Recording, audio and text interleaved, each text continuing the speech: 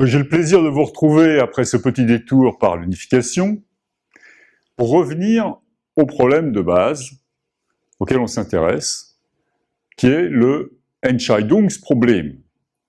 Donc on a vu déjà qu'on peut ramener Entscheidungsproblem à la satisfaisabilité, que la satisfaisabilité d'un ensemble de formules du premier ordre, on peut le ramener à la satisfaisabilité d'un ensemble de clauses, et que même la satisfaisabilité d'un ensemble de clauses, on peut le ramener à la satisfaisabilité de l'ensemble des clauses, qui sont des instances, via le théorème de Herbran. Ok, donc ça, voilà, donc ce qu'on veut faire maintenant, c'est donner un système de preuves, un moyen de calculer sur les ensembles de clauses du premier ordre, qui permettent de dériver une contradiction si l'ensemble de clauses est insatisfaisable. Et on l'a déjà vu, les candidats, c'est ces deux règles d'inférence, composées d'une part, donc je vais les rappeler et les redétailler, d'une part de la résolution binaire. La règle de résolution binaire, elle a deux clauses en entrée. Donc une clause C, c'est une clause arbitraire, ou P de S. Donc là, j'ai mis une barre sur le S pour écrire de manière ramassée une séquence de termes. Une clause C' ou non P de U. Donc là, à nouveau, j'ai une séquence de termes. Et on suppose en plus que les variables qui apparaissent dans cette clause-là et les variables qui apparaissent dans cette clause-là sont disjointes. Donc ça, c'est toujours possible puisque, au premier ordre, toutes les clauses sont purement universelles. Et toutes les variables sont quantifiées universellement. Je renomme les variables, sans changer la clause elle-même, de manière à ce qu'il n'y ait pas de variable commune entre les deux clauses prémices ici. Alors si les séquences de termes S et U sont unifiables, alors il y a un MGU, comme on l'a vu, que j'appelle sigma, et je peux déduire des deux prémices la clause C ou C' sigma. Voilà, la deuxième règle, c'est la règle de factorisation. Donc cette fois-ci, qui vont évidemment toutes les deux refléter des règles du calcul propositionnel, comme on va le voir. Donc si j'ai une clause C et deux littéraux, cette fois-ci L ou L', donc là je suis passé j'utilise des littéraux ici pour éviter d'avoir à mettre le signe du littéral. Donc si j'ai C ou L et que L et L' sont unifiables, avec un MGU sigma, alors je peux déduire C ou L auquel j'applique sigma.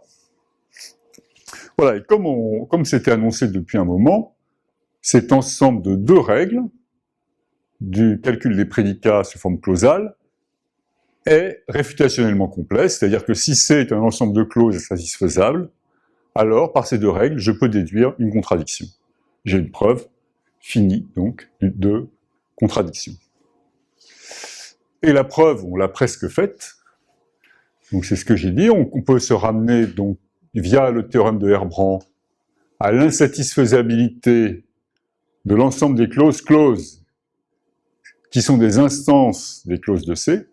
Donc là j'ai remis la définition, le crochet de grand C, c'est l'ensemble des clauses que j'obtiens en remplaçant toutes les variables par des termes sans variables arbitraires.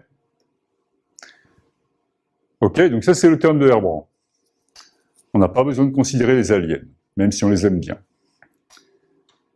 Et là maintenant j'utilise ici, puisque cet ensemble de clauses maintenant, c'est un ensemble de clauses sans variables, donc c'est un ensemble de clauses du calcul propositionnel sur l'ensemble de variables propositionnelles qui est la base de Herbran, j'utilise la complétude réfutationnelle de la résolution et factorisation binaire en calcul propositionnel.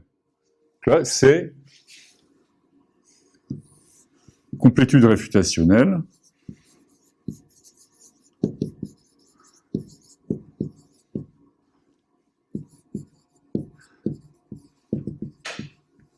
en calcul propositionnel.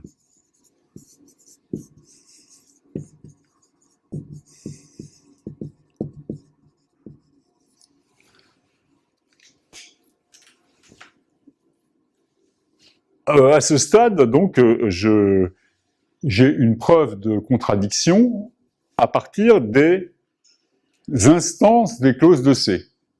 Et ce que je veux montrer aussi, c'est que j'ai une contradiction à partir des instances de C, si et seulement si, je peux trouver une contradiction en utilisant C lui-même et les deux règles qui sont là.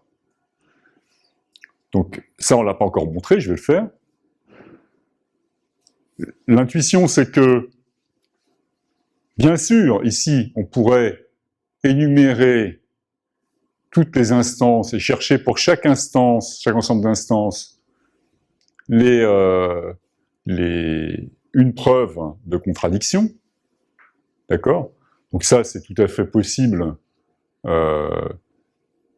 puisqu'on sait que si l'ensemble est insatisfaisable, il y en a un ensemble fini qui est insatisfaisable, il y a un ensemble fini d'instances duquel je peux déduire une contradiction, donc on peut le faire. Mais ce serait particulièrement difficile à mettre en œuvre, enfin, pas difficile, mais inefficace.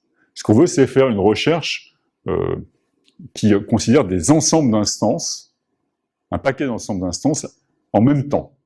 Et c'est ça que font les clauses du premier ordre, finalement, elles représentent l'ensemble de toutes leurs instances, et ce que je veux, c'est calculer sur ces ensembles infinis, pour faire une recherche simultanée de preuves de contradiction. Donc je veux démontrer cette partie-là, et c'est cette partie-là, ce que je n'ai pas encore fait, et qui s'appelle le lemme de relèvement.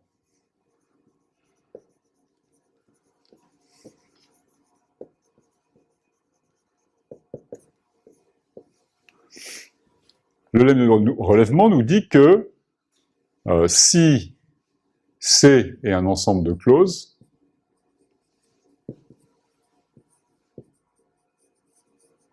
alors, si de crochet C, donc de l'ensemble des instances de C, par résolution propositionnelle, je peux déduire une clause C. Donc là, je généralise un petit peu le but qui est juste de déduire la clause vide à une clause arbitraire. Bon, non, on va mettre si et seulement si. Si et seulement si, il existe une substitution θ telle que, et il existe une clause C' de C' telle que, de C, je peux déduire par R plus F la clause C' et C égale C' θ. Donc là, en particulier, si j'utilise pour C la clause vide, contradictoire, bah, ce lemme de relèvement me donne exactement l'équivalence qu'il y a là. Voilà. Là, je vais être obligé d'effacer pour démontrer ce lemme de relèvement qui conclura la partie sur le calcul des prédicats en forme clausale.